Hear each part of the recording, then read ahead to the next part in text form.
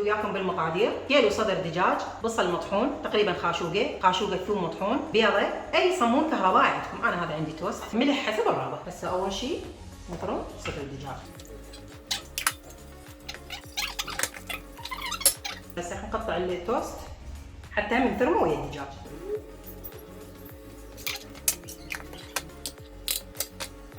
هسه من بعد ما خلطنا التوست ويا الدجاج نضيف البيضه والبصل المطحون والثوم والملح. هسه نعجن المكونات كلها.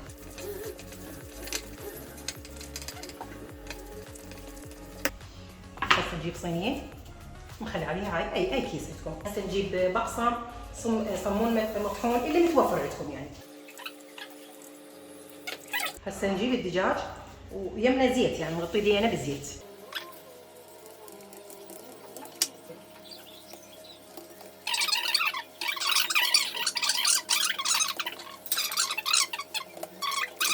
نرجع نضيف طبقة ثانية من الصمون المطحون.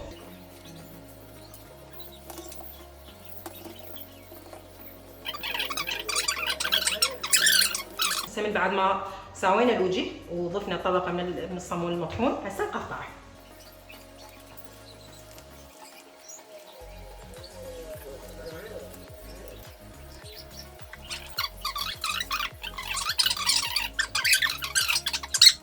من بعد ما كملنا التقطيع قطعناه وكملنا نخليه بالثلاجة لمدة ساعة. هسه من بعد ساعة نقلي على نار ناصية.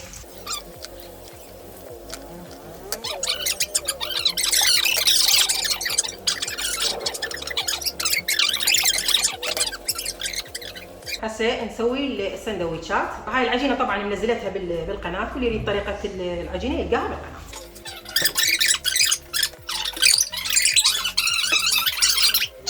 هسه نفرد العجينة بالشياكة.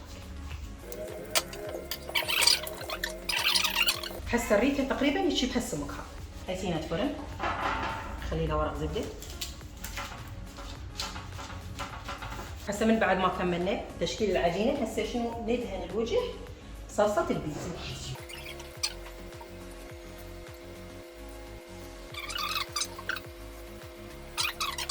هسه نضيف جبنة الموزاريلا.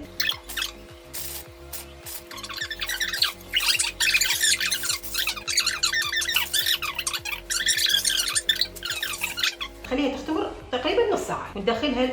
من بعد ما اختمرت ندخلها الفرن بدرجة حرارته 180 درجة على العين الجوال تقريبا ربع ساعة، ونتفحصها. إذا استوت نطفي العين الجوال نشغل العين فوق بس مجرد تحمير. هسه من بعد نص ساعة طلعنا سندويشات من الفرن. هسه نبدا نحشين بالدجاج.